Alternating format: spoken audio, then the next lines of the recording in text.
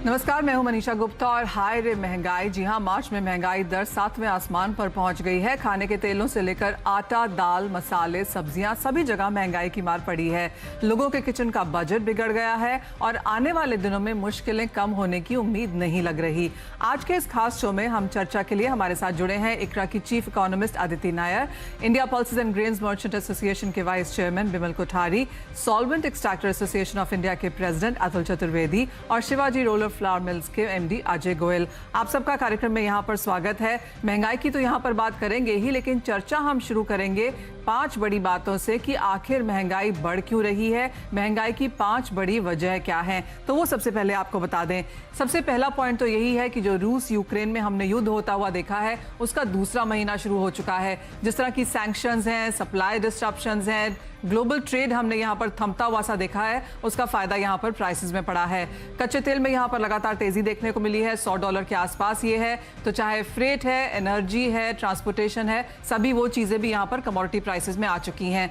इसके अलावा जिस तरह का स्टिमुलस हमने इंटरनेशनल बैंक्स की तरफ से आता हुआ देखा, वो ज्यादा लिक्विडिटी का था, स्टिमुलस ज्यादा था और स्पेकुलेटिव ट्रेड्स भी यहाँ पर काफी हद तक बनते हुए देखे।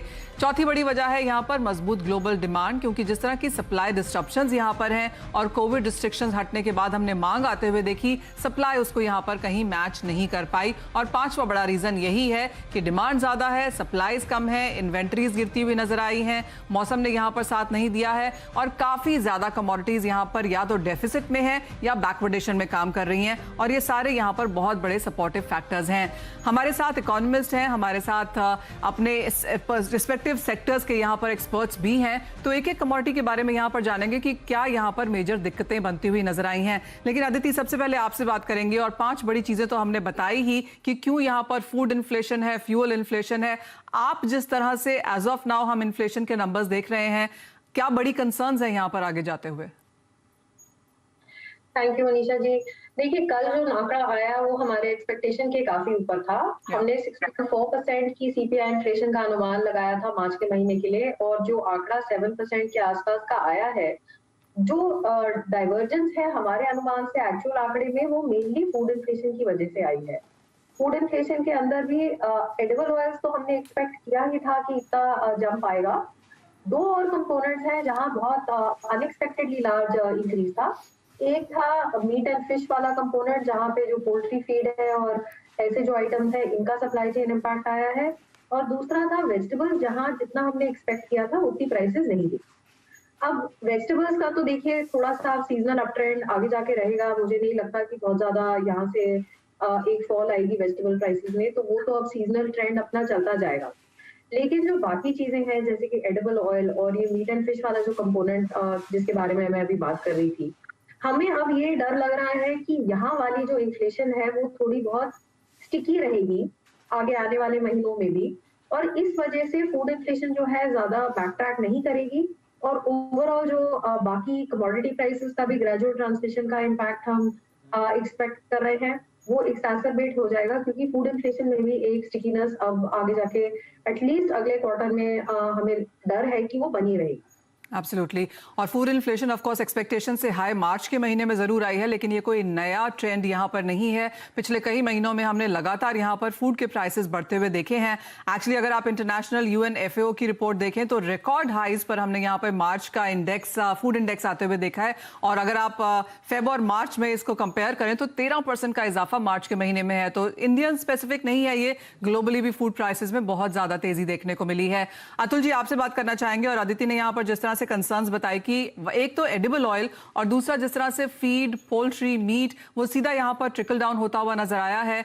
महंगाई यहाँ पर है, लगातार बढ़ती भी रही है और आपसे जब पहले बात हुई है आपने कहा भी है कि प्राइसेस एलिवेटेड लेवल्स पर ही रहेंगे। करंट लेवल्स पे आपको क्या कंसर्न्स हैं आने वाले समय में? अगर हम आने वाले 1 या 2 क्वार्टर्स की बात करें तो क्या एक्सपेक्टेशन है? मनीषा जी, जहां तक एडिबल ऑयल्स का सवाल है, जो भी इन्फ्लेशन है ये इंपोर्टेड इन्फ्लेशन है। हिंदुस्तान ने इस सेक्टर को पिछले 2 दशक से निगलेक्ट किया है, ऑयल सीड कल्टीवेशन। तो आज अपनी डिमांड जो गैप है वो ऑलमोस्ट समथिंग लाइक 65 to 70% हो गया between domestic availability and international बाहर से जो लाना पड़ रहा है। तो इस सिचुएशन में अगर इंटरनेशनली बाजार गर्म रहेंगे तो कोई कारण नहीं है कि हिंदुस्तान में बाजार ठंडे हों। और जहां तक आपने खुद भी जिक्र किया है यूक्रेन और उसकी लड़ाई के बारे में, उससे क्या हुआ है कि बड़ा स्ट्रक्चरल डैमेज हुआ है, not only to crude oil supplies but also to sunflower.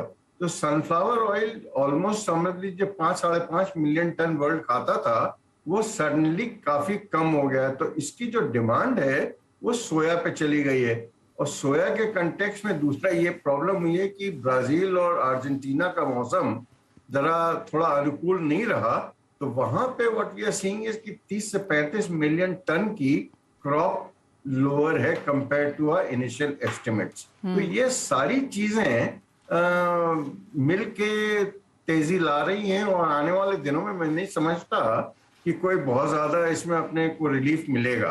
तो वो तो अपने को झेलना ही पड़ेगा। पर एक ही सिल्वर लाइनिंग है कि अपने यहाँ का मस्टर्ड ऑयल की अवेलेबिलिटी बहुत अच्छी है, और मस्टर्ड ऑयल ही है जो आज की तारीख में इन प्राइसेस को कंट्रोल में रखे हुए है। मैं एक और सेक्टर भी ट्रैक करता हूँ, वो है शुगर। तो शुगर में इंडिया अपरेंटली स्वीट स्पॉट में है। हम लोगों के यहाँ शुगर का काफी ज्यादा क्रॉप भी है इस साल, और मैं समझता हूँ एक्सपोर्ट्स भी स्ट्रांग रहेंगे, और उसमें डोमेस्टिक इन्फ्लेशन पे कोई ज्यादा इफेक्ट नहीं आएगा। तो जहां तक तेलों का सवाल है, हम लोगों को थोड़ा सा तेल एलिवेटेड लेवल पे बाय करना ही पड़ेगा। उसके लिए हम लोगों के पास कोई ज्यादा ऑप्शंस अवेलेबल नहीं है। एब्सोल्युटली, कई सारी कमोडिटीज का यही हाल है कि इंपोर्टेड इन्फ्लेशन है, कोई चारा नहीं है, ऑप्शन नहीं है, और आगे जाके लगातार भाव यहाँ पर इंटरनेशनल मार्केट्स डायरेक्ट करेंगे तो आप यहाँ पर प्राइसेस बढ़ते हुए देखेंगे। तो जो महंगाई की चिंता है बहुत जल्दी हटती हुई नजर नहीं आती है। और काफी हद तक यही हाल यहाँ पर व्हीट प्राइसेस का भी है, जहां पर काफी हद तक इंपोर्ट हम जो 2 कंट्रीज एट वॉर है वहां से करते हैं, और उसका बहुत बड़ा इम्पैक्ट और भावों में इजाफा हमने ऑलरेडी आते हुए देखा है। अजय, जिस तरह से पिछले 1 महीने में भाव बढ़े हैं जो कि 20-21% जैसे हैं गेहूं के लिए, एंड क्लियरली वो ट्रिकल डाउन यहाँ पर होता है, चाहे हम रोटी देखें, कई स्टेट्स में पूरी देखें, ब्रेड है, बिस्किट्स है, नान्स हैं, रस्क है, सभी जगह ये ट्रिकल डाउन होता है। और क्लियरली हमने वहां पर भी भाव बढ़ते हुए देखे हैं। काफी हद तक एफएमसीजी कंपनीज ने बताया भी है कि चाहे एक लैग के साथ, लेकिन ये कंज्यूमर को पास ऑन हो रहे हैं प्राइसेस। जिस तरह से व्हीट के प्राइसेस एज ऑफ नाउ हैं, क्या हम सब कुछ यहाँ पर फंडामेंटल्स फैक्टर इन कर चुके हैं, या आपको लगता है यहाँ से और इजाफा भी गेहूं में बाकी है?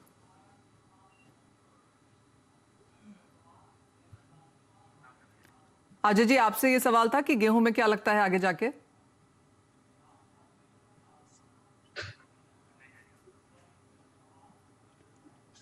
ऑलराइट, अजय जी से यहाँ पर फिर से संपर्क करने की कोशिश करेंगे कुछ।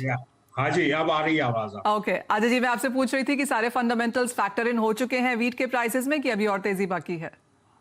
नहीं, मेरे ख्याल से फंडामेंटल्स सारे फैक्टर हो चुके हैं, लेकिन सबसे बड़ी बात ये रहने वाली है कि जैसे अब ये लो डिमांड का टाइम है, जो अप्रैल में और जून रहता है, गर्मी का मौसम रहता है, आदमी खाना पीना कम करता है, पीना ज्यादा करता है, लिक्विड इंटेक ज्यादा होती है।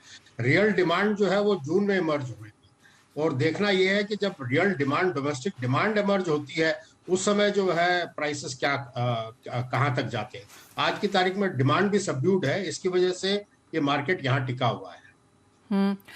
एंड ऑफ कोर्स गेहूं की फसल बाजार में आ चुकी है। किस तरह की प्रोक्योरमेंट है यहाँ पर सरकार की, क्योंकि माना जा रहा है कि इस बार सरकार को बहुत ज्यादा गेहूं नहीं मिलेगी क्योंकि भाव एमएसपी के ऊपर है, ओपन मार्केट में खरीदार यहाँ पर अच्छे खासे हैं। क्या वो भी एक कंसर्न है?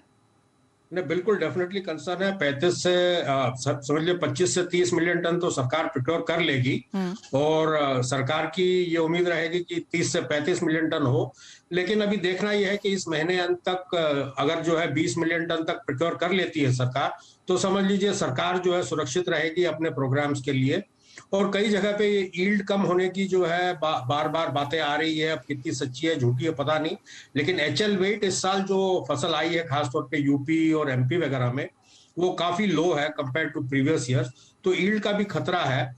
तो अब सरकार जो है मेरे ख्याल से बहुत ज्यादा प्रिक्योरमेंट के पक्ष में भी नहीं है, लेकिन उनको फिर भी 25 से 30 मिलियन टन प्रिक्योर करना ही पड़ेगा अपने प्रोग्राम्स के लिए। जी हाँ, सरकार के प्रोग्राम्स भी हैं और अगर आगे जाके भाव बढ़ते भी हैं तो सरकार के पास एक इनफ बफर स्टॉक अगर होता है तो वो काफ़ी रीअश्योरिंग भी होता है। बात अब यहाँ पर दालों की करेंगे और बिमल जी, यहाँ पर लगातार हमने तेजी आते हुए देखी है। सो मच सो कि सरकार ने काफ़ी सारे स्टेप्स यहाँ पर उठाए हैं, स्टॉक लिमिट से लेकर इम्पोर्ट ड्यूटी कम करना, और इसके साथ ही हमने फ्यूचर्स में भी यहाँ पर टोटली पल्सेस को गायब होते हुए देखा है। एक रेफरेंस पॉइंट के लिहाज से भी वो यहाँ पर नहीं है। कैसे देखते हैं आप फिलहाल यहाँ पर दालों के प्राइसेस? काफी हद तक दालें हम इंपोर्ट भी करते हैं, तो क्या यहाँ पर भी इंपोर्टेड इन्फ्लेशन की चिंताएं हैं? किस तरह की अवेलेबिलिटी है? आगे जाके मांग की क्या एक्सपेक्टेशंस? धन्यवाद मनीषा जी।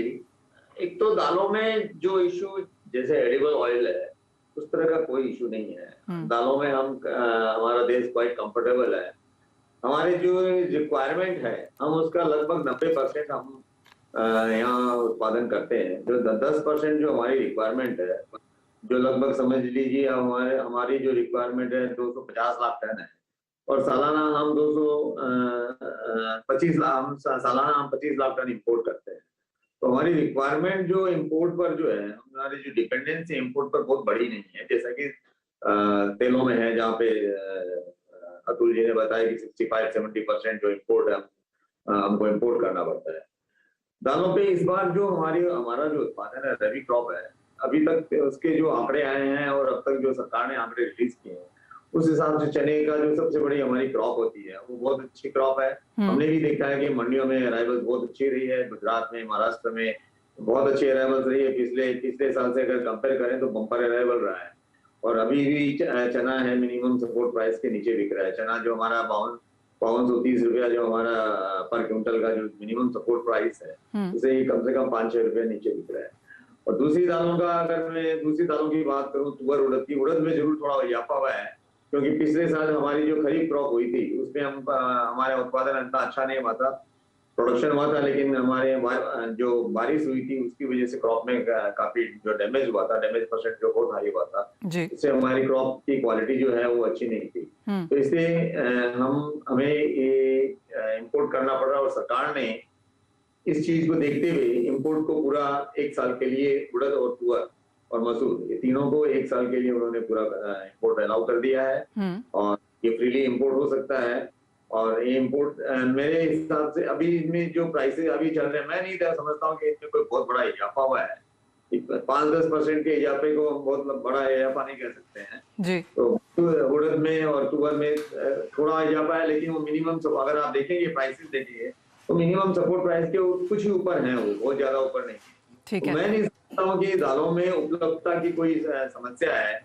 जो वर्ल्ड ओवर में अभी जो क्राइसिस चल रहा है, उस क्राइसिस से मुझे नहीं लगता कि दालों में उसका कोई खास असर आ रहा है।